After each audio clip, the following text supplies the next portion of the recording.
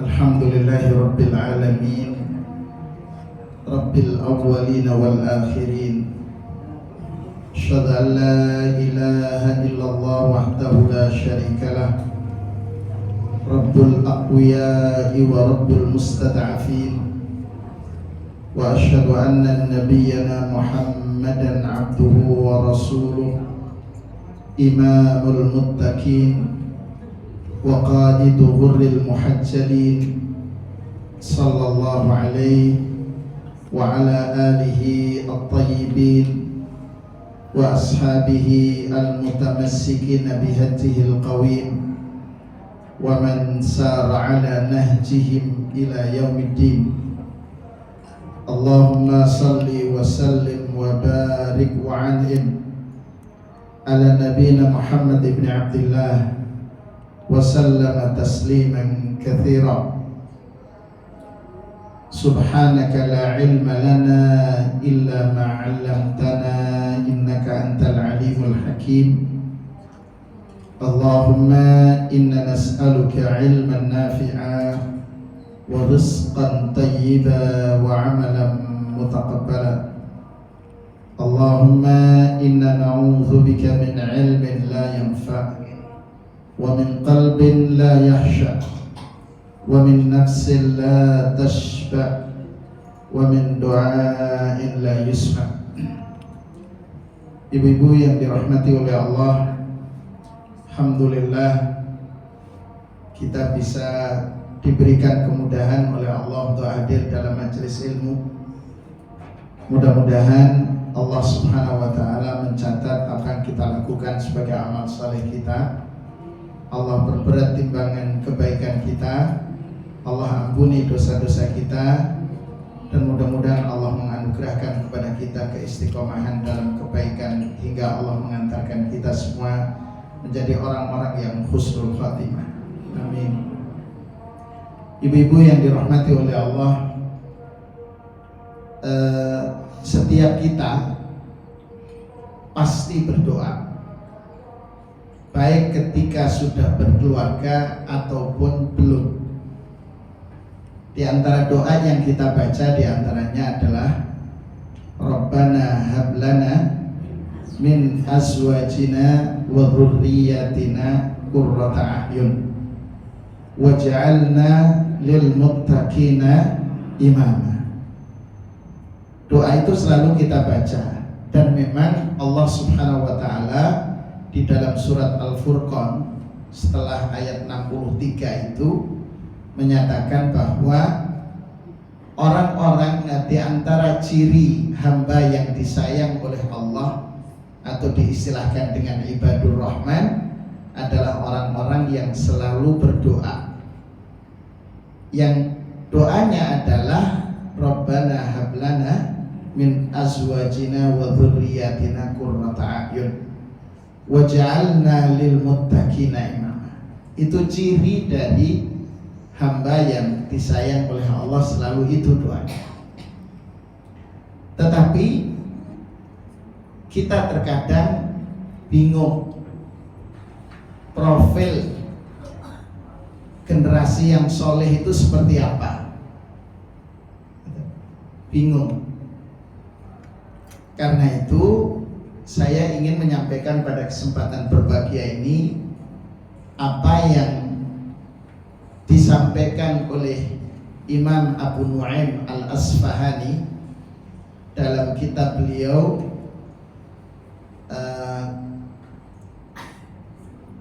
Abu Nu'aim Al-Asfahani itu punya kitab namanya Khilyatul Auliya wa Tabaqatul Asfiya. Jadi di halaman 356 ya, itu Imam Abu Nu'aim Al-Asfahani menukil satu kisah yang menurut saya itu salah satu profil generasi yang terbaik. Imam Al-Asfahani, Abu Nu'aim Al-Asfahani dengan sanadnya meriwayatkan dari Maimun ibn Mihran Maimun bin Mihran ini laki-laki. Kalau di tempat kita Maimun perempuan. Sebagaimana Maisarah di masa Rasul itu laki-laki, di tempat kita perempuan. Gitu. Ya, Maimun ibni Mihran rahimahullah itu menuturkan kisah, dan kejadian ini terjadi di masa kekhalifahan Umar bin Abdul Aziz, yaitu masih di abad pertama Hijriah, tepatnya di tahun ke-99 Hijriah. Kata Maimun ibni Mihran rahimahullah, ba'atha ilayya Umaru ibnu Abdul Aziz wa ila Mahulin wa ila Abi Qilabah. Jadi Maimun ibni Mihran menuturkan bahwa Umar bin Abdul Aziz sebagai khalifah itu mengirim utusan untuk bertemu dengan Maimun bin Mihran. Maimun bin Mihran ini ulama. Begitu juga kepada Mahul. Mahul itu juga ulama. Abi Qilabah pun juga ulama. Khalifah Umar bin Abdul Aziz itu berarti intens komunikasi dengan para ulama. Faqala, Umar bin Abdul Aziz kemudian meminta pendapat dari para ulama. Ma tarawna fi hadhil amwali allati ukhidat minan nasi zulman. Wahai para ulama, wahai para ahli ilmu, apa pendapat kalian berkenaan dengan harta yang diperoleh oleh negara, tapi negara mengambil harta itu dari rakyat dengan cara zalim? Ya. Jadi Umar bin Abdul Aziz itu bertanya begitu. Bagaimana pendapat kalian? Faqala Mahul yawma idzin qawlan dha'ifa. Mahul, salah satu di antara tiga ulama yang dimintai pendapat itu, menyampaikan pendapatnya, tetapi pendapatnya pendapat yang paling lemah. Apa itu? Ara antas ta'nif. Kalau saya berpendapat, wahai khalifah, ya silahkan aja dana itu digunakan. Toh dana itu sudah ada sekarang. Begitu. Artinya lanjutkan aja digunakan. Tapi Umar bin Abdul Aziz sebagai seorang khalifah itu tidak nyaman dengan pendapat tersebut. Fakarihahu. Fanadhara ilayya Umaru kal mustahithi bi. Kata Maimun bin Mihran. Umar bin Abdul Aziz itu kemudian memandangku dengan pandangan seakan-akan dia membutuhkan kepada pertolonganku. Begitu. Kultu. Maka Maimun ibni Mihran rahimahullah menyatakan begini, ya Amirul Mukminin, ib'ath ila Abdul Malik. Wahai Amirul Mukminin Umar bin Abdul Aziz, utuslah utusan ila Abdul Malik, untuk menemui Abdul Malik. Fa'akhbirhu, hadirkan Abdul Malik ini. Fa innahu laisa bidunin man ra'aitu. Karena dalam pandanganku, kata Maimun ibn Mihran, tidak ada orang lain yang bisa menyampaikan pendapat yang tepat untuk disampaikan kepada engkau, wahai khalifah, kecuali Abdul Malik. Akhirnya Umar bin Abdul Aziz mengatakan, kata Maimun ibn Mihran, qala ya Harith ud'uli Abdul Malik. Wahai pengawal, wahai penjaga, panggil, hadirkan untuk menemuiku. Siapa yang dihadirkan? Abdul Malik. Siapa Abdul Malik itu? Abdul Malik itu anaknya khalifah. Ya. Abdul Malik itu anaknya khalifah, berarti anaknya Umar bin Abdul Aziz. Falamma dakhala alaihi Abdul Malik, ketika Abdul Malik masuk ke ruangan khalifah, qala ya Abdul Malik, ma tara fi hadhil amwal allati ukhidat minan nasi zulman. Wahai Abdul Malik, wahai anakku, apa pendapatmu tentang harta negara yang diperoleh dari manusia dengan cara zalim?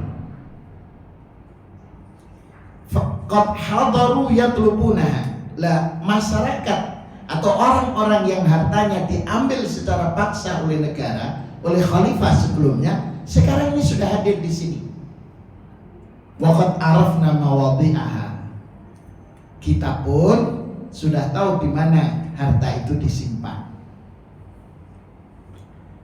Kira-kira menurut jenengan apa ide yang disampaikan oleh Abdul Malik? Anak.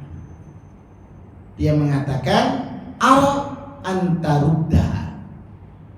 Wahai khalifah, wahai ayah, saya berpendapat harta itu harus dikembalikan kepada rakyat karena diambil dengan cara zalim. Fa illam taf'al, coba anaknya itu sampai menyatakan demikian. Fa illam taf'al, kalau engkau tidak melakukan untuk mengembalikan harta yang diperoleh oleh negara dengan cara zalim itu, kunta syarikan liman akhadha, berarti engkau berkongsi, bersekutu, bersekongkol dengan orang yang mengambil harta manusia, harta rakyat dengan cara zalim. Apa respon dari Umar bin Abdul Aziz? Alayya infadahu. Wahai anakku, kalau begitu saya harus menjalankan ide ini. Padahal 3 ulama yang lain dia. Coba. Farafa Umar yadaihi. Umar kemudian menengadahkan kedua tangannya, seraya kemudian dia berdoa. Alhamdulillahilladzi ja'ala li min dzurriyyati may yu'inuni ala amri dini. Demi Allah, alhamdulillah, segala puji bagi Allah yang telah menjadikan untukku dari keturunanku orang yang membantuku untuk menjalankan urusan agamaku. Nah, inilah sesungguhnya profil anak yang kita harapkan. Itu. Jadi anak yang mensupport ayahnya untuk kemudian terlibat dalam kebaikan. Kira-kira usia berapa? Usianya belum genap 20 tahun. Coba. Masih muda, tapi punya pikiran yang cerdas. Saya lanjutkan dulu, baru nanti kita mengambil bagaimana langkah untuk mewujudkan itu.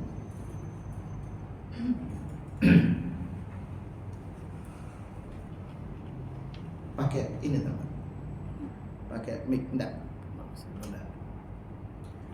Kemudian, na'am ya bunayya, wahai anakku, kalau begitu saya akan lakukan. Kapan dilakukan? Usolli dhuhra insyaallah, thumma as'adul mimbar fa'aruddaha ala ru'usin nas. Wahai anakku, idemu diterima oleh ayah, dan ayah akan melakukan. Kapan dilakukan? Selepas sholat zuhur. Begitu. Tapi coba, anaknya itu langsung memberikan respon, ibu-ibu sekalian. Apa kata putranya? Faqala Abdul Malik, ya Amirul Mukminin, man laka bidzuhur. Wahai Amirul Mukminin, wahai ayah, siapa yang menjamin bahwa engkau masih hidup sampai sholat zuhur? Coba, itu pertanyaan. Siapa yang menjamin? Wa man laka ya Amirul Mukminin, Anda ini siapa? Itu. In baqaita an taslam laka niyatuka lidzur. Siapa sesungguhnya? Anda ini sesungguhnya siapa? Apakah Anda bisa menjamin wahai ayah bahwa selepas sholat zuhur niat ayah untuk mengembalikan harta itu kepada para pemiliknya itu tetap ada? Jangan-jangan setelah sholat berubah, amblas pikirannya itu.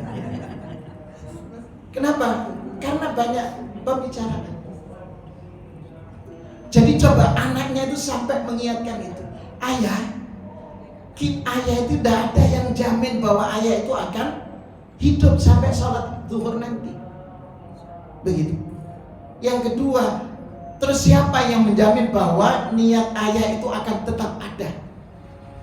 Begitu. Karena itu kemudian Umar bin Abdul Aziz mengatakan, qad tafarraqan nasu lil qailah. Wahai anakku, orang-orang ini sudah pulang untuk persiapan qailah, tidur siang. Qailulah itu tidurnya sebelum zuhur.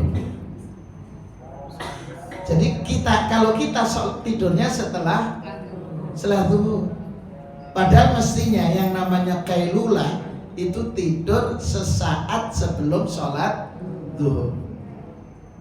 Jadi kalau jenengan biasa jam 2:30 sudah bangun, itu ya, nanti jam 10:30, jam 11 itu mulai mendrip itu baterainya. Gitu, ngantuk. Begitu. Ya, meskipun dikasih kopi cap jaya atau apa, tetap masih ngantuk. Karena kopi itu membuat kita tidak ngantuk kapan? Di saat minum. Setelah minum ngantuk.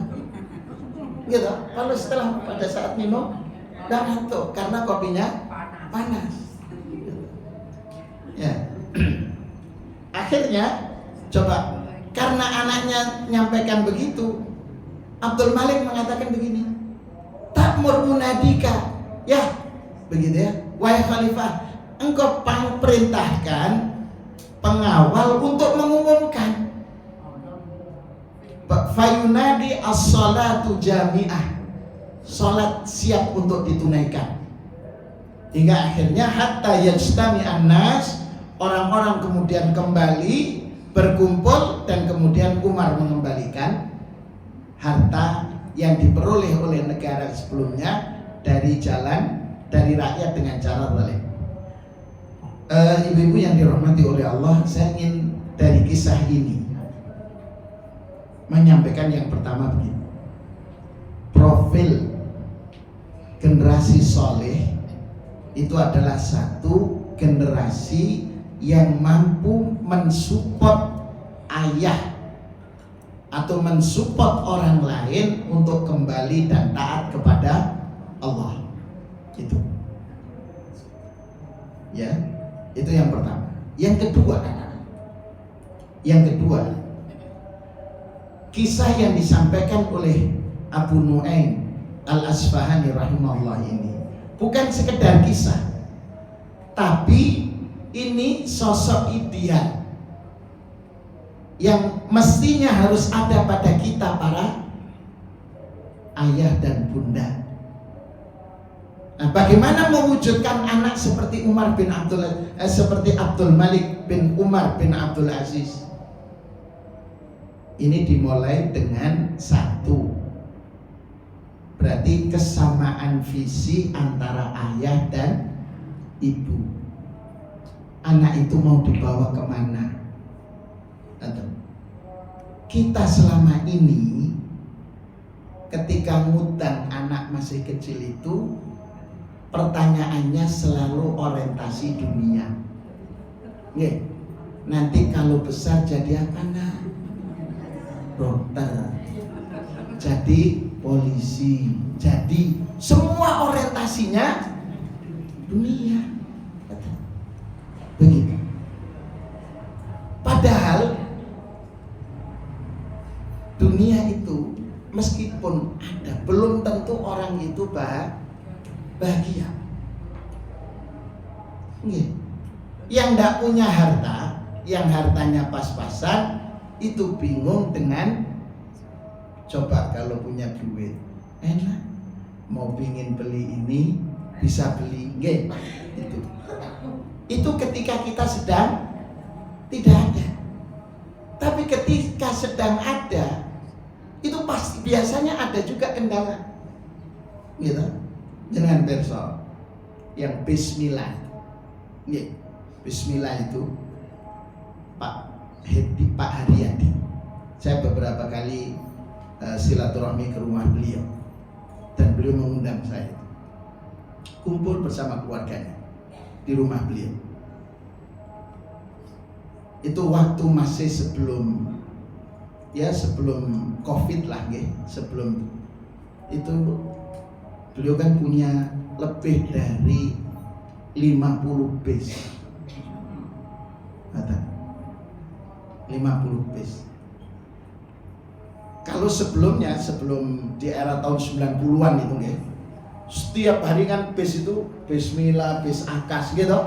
Luar biasa, penguasa jalanan. Itu kan total kendaraan bis Akas Group waktu itu kurang lebih 800 bis. Per hari masuk itu 750.000. Kalau dalam sehari yang berangkat 100 saja, 750.000 kali 100 bis, gitu. Duit dah itu. Tapi ketika kemudian apa yang terjadi ketika saya silaturahmi ke rumah beliau, yang disuguhi itu ya polo pendem. Yeah. Kemudian yang kedua, tahu pun kalau makan tahunya dikukus. Yeah. Saya tanya kenapa Pak Haryadi mengatakan, ya Ustaz, dulu sebelum kaya kita Masya Allah bisa menikmati apa saja. Setelah harta subhanallah seperti ini, ternyata Allah kurangi nikmat saya, gitu. Jadi ayam goreng boten, kemudian daging enggak. Jadi hanya tempe itu pun dikukus, kemudian disambel. Ya kalau setiap hari kukus sambel kan gitu. Berarti kan subhanallah, itu satu sisi. Jadi ada orang kaya ternyata kemudian ketika kekayaan ada tidak bisa menikmati. Giliran kita alhamdulillah dikasih nasi kebul, ya alhamdulillah. Semua kita karena itu mestinya di saat itulah syukur. Makanya ibu-ibu yang dirahmati oleh Allah, tadi untuk mewujudkan generasi yang soleh itu orientasi harus atau mindset kita, orientasi kita berpikir terhadap anak kita harus jelas. Mau kita bawa kemana anak kita? Berarti mestinya gitu kan, jenengan cermati sekarang. Kita cermati saja.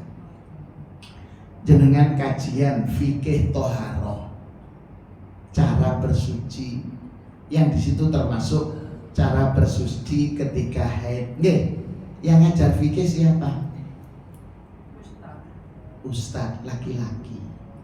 Kenapa kok jenengan tidak berpikir bagaimana yang ngisi nanti anak saya, cucu saya, ngoten. Gitu kan? Saya sering kali setiap pengajian ibu-ibu ditanya, Ustaz, membedakan darah haid dan darah nifas itu gimana? Termasuk dengan darah istihadah. Saya sampaikan pertama kali saya tidak pernah haid. Iya. Gitu. Jadi orientasi ini kita rubah. Kita sejak awal sudah tentukan. Ibu-ibu yang dirahmati oleh Allah, untuk masa depan anak itu siapa yang jamin? Allah. Sudah. Kalau kita yakin masa depan anak kita yang jamin Allah, bagaimana mewujudkan anak kita untuk cinta kepada Allah? Kalau Allah sudah mencintai hambanya, Allah tidak akan biarkan hambanya itu sengsara hidupnya, tidak ada ceritanya. Karena Allah menyatakan wa huwa yatawallas salihin. Allah itu menjamin orang-orang soleh. Saya sering mengajak itu untuk mengajak berpikir anak-anak saya itu ketika dalam perjalanan itu melihat orang gila. Orang gila kan jalan, itu kan kadang tidak berpakaian, hanya sarungan, begitu kan? Hujan-hujan juga tetap jalan, gitu kan? Tapi kenapa mereka tidak pernah kedinginan? Jenengan pernah melihat? Dah, sehat mereka. Buktinya apa? Ada nasi bekas diambil makan. Apa diare? Enggak. Kan ngoten. Siapa kalau begitu yang menjamin kehidupannya? Lah kenapa kita tidak yakin bahwa masa depan anak kita, kalau anak kita soleh yang jamin adalah Allah. Makanya kemudian ibunya Maryam, ketika kemudian Maryam lahir, yang dilakukan inni u'idzuha bika wa dzurriyyataha minasyaitonir rajim. Sudah, aku mintakan perlindungan kepada Allah dari gangguan setan. Sudah. Yang terkutuk. Karena itu diasuh betul sampai diperhatikan dari bab makanan untuk menghabiskan waktunya dengan ibadah. Begitu. Cinta dengan ilmu. Anak kita sekarang hampir setiap saat itu pemegang HP. Bangun tidur itu pertama kali yang dilihat Insya Allah. Jadi ya, makanya ini mari. Mungkin dengan ini saya sudah tua-tua Ustaz. Nggih, enggak apa-apa. Anak-anak sudah dewasa, alhamdulillah. Berarti jenengan fokusnya bagaimana cucu nanti itu harus lebih baik dari kita. Cucu harus lebih baik dari kita. Dan kalau bisa cucu kita menjadi ahli ilmu. Makanya jenengan cermati. Imron menikah dengan istrinya itu. Ada yang mengatakan Hannah atau apa namanya. Itu bukan Imron Nabi, bukan. Bukan. Istrinya bukan keturunan Nabi. Tapi kemudian mampu melahirkan wanita salihah, wanita pilihan Allah.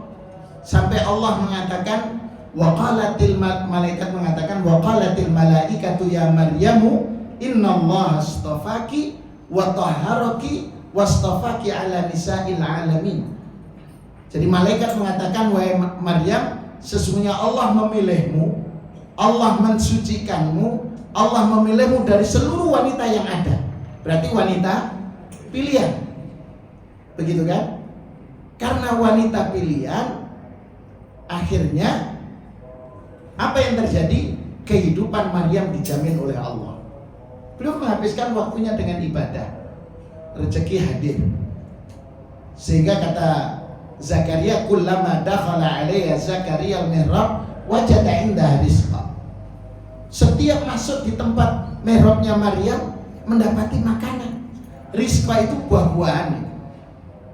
Buah-buahan yang biasanya ada di musim panas, ada di musim dingin. Buah-buahan yang ada di musim dingin, ada di musim panas. Coba, tidak ada kulkas waktu itu, tapi semuanya ada. Tapi kemudian muncullah kepekaan yang hadir dari Zakaria, karena Zakaria diamanai untuk membimbing, mengarahkan, dan terus mendidik Maryam. Karena ayahnya tiada, Imron meninggal lebih dulu. Sehingga kemudian Zakaria bertanya, ya Maryamu anna laki hadza, dari mana engkau dapatkan makanan ini wahai Maryam? Jangan-jangan pesan melalui aplikasi gitu. Iya, Maryam tidak pegang handphone tapi ada makanan. Tapi apa kata Maryam? Qalat huwa min indillah. Coba ibu, makanan ini datangnya dari Allah. Berarti siapa yang menjamin? Allah. Kalau Allah menjamin, berarti tugas kita adalah mengantarkan bagaimana anak keturunan kita menjadi anak soleh dan solehah. Sudah, itu tugas kita, mengarahkan bibit. Kalau sudah ini kita lakukan, sudah masa depan Allah yang jamin. Karena kata Maryam tadi, ketika qalat huwa min indillah, Innallaha yarzuqu may yasha'u bighairi hisab. Allah memberikan rizki kepada siapa yang Allah kehendaki tanpa perhitungan, tanpa terhitung jumlahnya. Masya Allah, luar biasa. Ini hari ini saya dapat kabar dari teman di Sulawesi. Teman Sulawesi itu punya usaha kalau di sini kayak sejenis KFC, sejenis itu. Di Sulawesi itu punya 6 outlet di kabupaten, buka cabang 1 di Bogor, jadi total punya 7. Apa yang beliau lakukan? Saya tidak hanya mengejar profit terhadap usaha saya, tapi bagaimana usaha saya ini bisa membiayai kebutuhan keluarga besar saya plus membiayai dakwah. Akhirnya tadi terjadi akad menyerahkan perusahaannya yang total nilai omset 16 miliar itu untuk diwakafkan. Itu untuk apa? Sudah dia mengatakan masa depan anak saya dijamin oleh Allah. Itu. Ini tadi dapat kabar. Karena hari Selasa besok saya ketemu dengan yang mengakad wakafkan. Karena ada yang juga mau mengangkat wakafkan di Malang. Itu. Jadi subhanallah, luar biasa. Ada satu perusahaan, yaitu perusahaan cat, yang mewakafkan usahanya, yang setiap satu sahamnya 5% sahamnya itu dividennya 5 miliar. Berarti setiap satu saham 1 miliar. Perusahaan cat itu diwakafkan. Dia mewakafkan sudah. Dan kemarin akadnya di bulan November kemarin di Baitullahil Haram. Keluarga besar pengusaha cat ini mewakafkan usahanya. Subhanallah. Jadi mereka sudah melihat bahwa Allah sudah menanggung. Kan ayatnya jelas, may yuqridullaha qardan hasanan fayudha'ifahu lahu. Siapa yang memberikan pinjaman kepada Allah, Allah akan melipat gandakan. Gitu kan? Luar biasa. Makanya kembali kepada tema kita, sudah, mari kita antarkan. Karena itu dimulai, ayah dan bunda harus memiliki visi yang sama. Sekali waktu jenengan duduk berdua bersama, ya, anak kita mau kita bawa kemana? Kalau kemudian cucu, menantu sama dikumpulkan, kalau anak dan menantunya ada di rumah, kumpulkan. Kalau anak jenengan perempuan, duk, anak cucunya ibu ini mau dibawa kemana nantinya? Sudah diwujudkan. Misal anak saya ingin menjadi ahlul Quran, dengan support, dengan untayan doa, disupport untuk terus menghafal. Nah, itu yang pertama. Setelah visi terbentuk, maka langkah yang kedua adalah al-khiwar bainal aba wal abna. Harus ada dialog, komunikasi antara ayah dan anak. Komunikasi. Jadi coba jenengan cermati. Ini seorang khalifah ngajak dialog anaknya untuk urusan negara. Ngerti? Urusan masa depan umat. Diajak dialog. Anaknya nyambung. Kenapa? Karena hampir setiap saat ayahnya berdialog tentang agama. Para ayah sekarang jarang dialog dengan anak.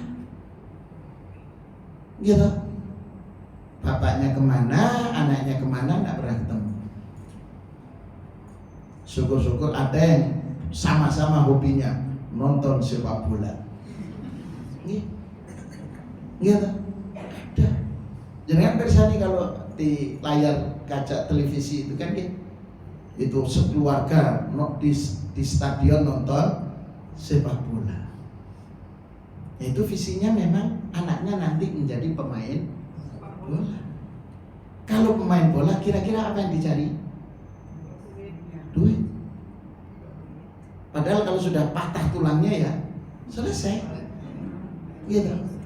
Saya dulu main bola. SD itu ketika SD kelas 6, kalau karena di desa di Bon main bola ke desa lain dibayar 50.000 rupiah, ada 100 rupiah tahun 80-an. Itu sudah besar. Gaji bapak saya hanya 17.600 waktu itu. Jadi kalau saya main bola pulang dapat duit 50 rupiah, itu dapat banyak sudah tuh. Gitu.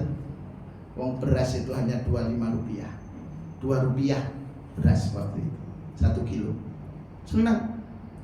Tapi yang menarik dari ayah itu, ketika saya sepak bola kemudian jatuh patah tulang, tangan kanan ini patah, tangan kiri juga patah. Itu pas bulan Ramadan. Bapak pulang dari sawah, belum buka puasa, nunggu masa buka puasa, saya tidur di ruang tengah. Ibu langsung, anaknya dipijeti. Terus kenapa? Jatuh sepak bola. Alis biarkan. Itu aja pertama.